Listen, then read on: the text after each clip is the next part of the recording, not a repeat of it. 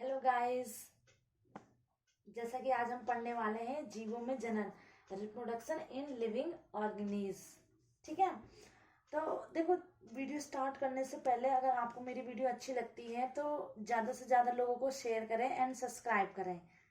ठीक है, चलो स्टार्ट करते हैं वीडियो को।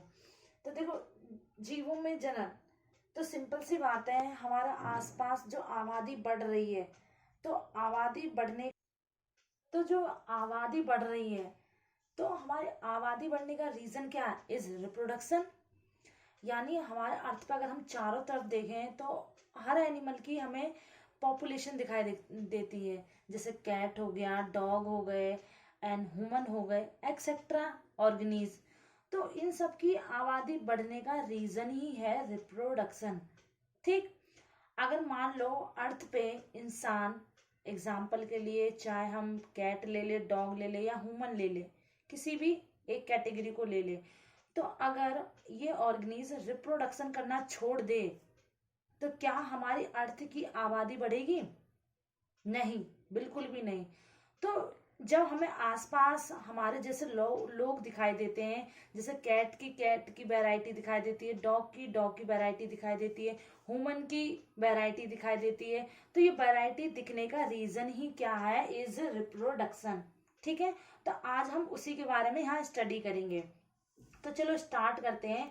तो जो ये रिप्रोडक्शन है ना, ये हमारे कनेक्टेड किससे है? जीवों में से। ठीक, यानी लिविंग ऑर्गेनिज से। तो लिविंग ऑर्गेनिज की अपनी एक लाइफ टाइम होती है, जिसे हम क्या कहते हैं? जीवन अवधि, यानी लाइफ स्पेंट। तो आखिर में जीवन अवधि है क्या? तो जीव के जन्म से लेकर उसकी प्राकृतिक मृत्यु का ये काल जीवन अवधि कहलाता है। और इसको सिंपल भाषा में समझ लेते हैं, यानी किसी भी एनिमल का जन्म से लेकर उसके नेचुरल डेथ तक के बीच का जो भी टाइमिंग रेशियो होता है ना, वो उसकी क्या होती है? जीवन अवधि होती है। अब देखो, बहुतों के मन में एक क्वेश्चन उठ रहा होगा कि मैम ऐसे तो डेली कई सारे लोग दुर्घटनावश मर जाते हैं, किसी का एक्सीडेंट हो गया, कोई बीमारी से मर गया, तो हम उसकी लाइफ टाइम नहीं कहेंगे। हम उसकी लाइफ टाइम कब कहेंगे? जब वो अपना एक लाइफ टाइम जी लेगा। यानी हमारे अर्थ पे जितने भी ऑर्गेनिज हैं, सभी की, चाहे वो प्लांट हो चाहे वो एनिमल हो, सभी की लाइफ टाइम एक डिसाइड है, यानी निश्चित है कि उस इंसान या उस प्लांट या उस एनिमल्स को इस टाइम तक जीना है। ठीक, यानी लगभग इस टाइम तक वो जिएगा। लेकिन उस बीच अगर उसके साथ कोई दुर्घटना हो जाए और उस दुर्घटना बस वो मर जाए इंसान, तो हम उसकी लाइफ टाइम या जीवन अवधि नहीं कहेंगे। ठीक है, यहाँ डाउट क्लियर? मैं कुछ और एग्जाम्पल से आपको समझा देती हूँ। जैसे कि मनुष्य में उसकी जो लाइफ टाइम होती है, यानी जीवन अवधि होती है, वो क्या होती है? 100 ईयर्स। यानी जो इंसान है वो ज्यादा से ज्यादा कितना? 100 ईयर्स तक जी सकता है। ठीक है, लेकिन आज हमारे केमिकल प्रोडक्ट वगैरह हैं, तो केमिकल फूडेशन की वजह से आज लोग इतना टाइम भी नहीं जी पाते। मिनिमम 80 हो गया, 90, 95 अप्रोक्स इतना हो जाता है, या मिनिमम 1-2% ऐसे लोग होंगे जो 100 क्रॉस करते हैं। लेकिन अगर एक रेशियो निकाला जाए मनुष्य का, तो वो लास्ट इतना टाइम तक वो जी सकता है। ठीक, वो उसकी एक लाइफ टाइम डिसाइड कर दी गई है कि उसकी जीवन अवधि क्या होगी? 100 ईयर्स। ठीक, ऐसे आगे पहुंचे तो कोआ, जिसे हम क्रो कहते हैं, तो क्रो की जो लाइफ टाइम होती है 15 ईयर्स। आगे दे रखा है तोता, इसका 140 ईयर्स। मगरमच्छ, क्रोकोडाइल इज 60 ईयर्स। धान, इसका कितना था? 3 से 4 मंथ। बरगद लगभग ये 200 से 300 ईयर्स तक जीता है। तो देखो, यहाँ हम सभी जानते हैं, जैसे कि ये एनिमल हो गया, क्रोकोडाइल हो गए, पैरट हो गया, क्रो हो गया, ह्यूमन, ये सब एनिमल है। लेकिन आप सभी सोचते हैं ज्यादातर कि मैम ये धान एज ए प्लांट है, तो क्या प्लांट की भी लाइफ टाइम होती है? यस, प्लांट भी क्या है? एक लिविंग ऑर्गेनिज है। ठीक, यानी प्लांट क्या है? लिविंग ऑर्गेनिज है। भाई, प्लांट भी हमारी तरह प्रोसेस करते हैं, एक्सक्रेटरी, रेस्पिरेटरी प्रोसेस। तो इस तरीके से प्लांट इज लिविंग। तो प्लांट के अंदर भी जो प्लांट की वैरायटी होती है, इनकी भी अपनी एक लाइफ स्पेंट होती है। ठीक है, जैसे यहाँ मैंने एग्जांपल के लिए दे रखा है धान, इसकी क्या होती है? 3 से 4 मंथ, इतनी इसकी टाइमिंग होती है। देखो, हम सीजनल लगाते भी हैं। ठीक है, इतने महीने लगाते हैं, फिर उस टाइम हम उसकी क्या कर लेते हैं? कटिंग कर लेते हैं। फिर बरगद, तो बरगद देखो ये जैसे हम बनियान ट्री भी कहते हैं, तो ये भी एक क्या है, ट्री यानी प्लांट है। तो इसकी भी लाइफ टाइम कितनी होती है, यानी 200 से 300 इतना अप्रोक्स ये जीता है। ठीक, आगे समझ में, आगे पहुंचे। तो आगे देखो हमने जीव में देख लिया कि जीवन अवधि क्या होती है। आगे पहुंचते हैं जनन, जिसे हम क्या कहते हैं, रिप्रोडक्शन कहते हैं। तो देखो रिप्रोडक्शन का मीन्स होता है रिप्रोड्यूस करना, यानी दोबारा से जनन करके अपने जैसे संतान बनाना। ठीक, कैसे, तो यहाँ पे किसी भी यानी किसी भी जीव द्वारा अपने जैसे जीव उत्पन्न करना ही क्या कहलाता है, जनन कहलाता है। आगे समझ में, यानी अपने जैसे जीव उत्पन्न करना। तो एग्जाम्पल के लिए आप सोचेंगे मैम कैसे अपने जैसे जीव उत्पन्न करना।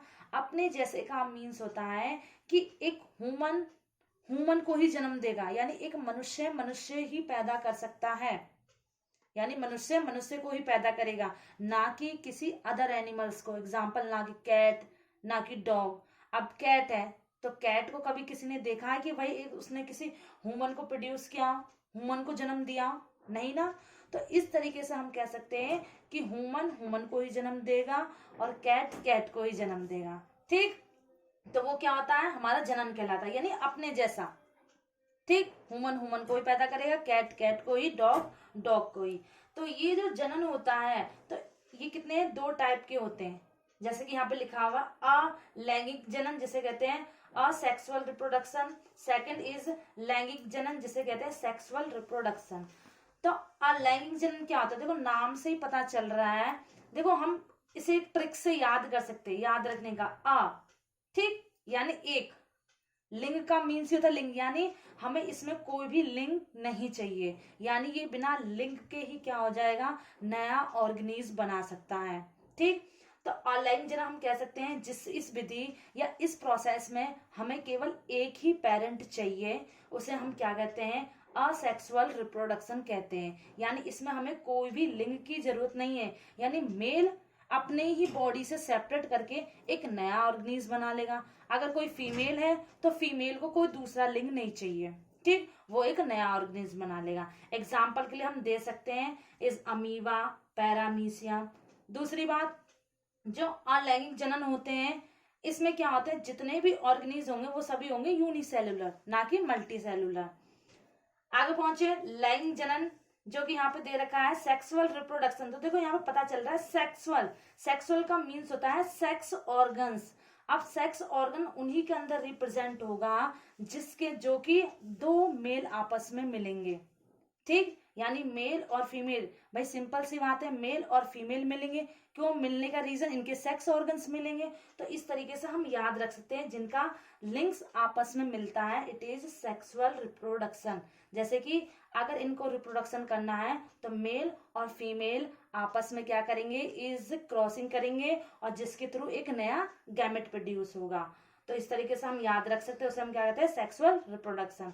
अब जब मेल और फीमेल आपस में मिलेंगे, फ्यूज होंगे, फिर क्या बनेगा, जाइगोट बनेगा, और जाइगोट बनने से क्या होता है, एक न्यू जनरेशन बनेगी या न्यू डॉटर सेल्स बनेंगे। एग्जाम्पल के लिए हम ह्यूमन ले सकते हैं। किसी भी टॉपिक के बारे में अगर आप डिटेल में जानना चाहते हैं तो कमेंट करके बताइए, और वीडियो अगर आपको अच्छी लगी है तो शेयर करें, सब्सक्राइब करें। Thank you.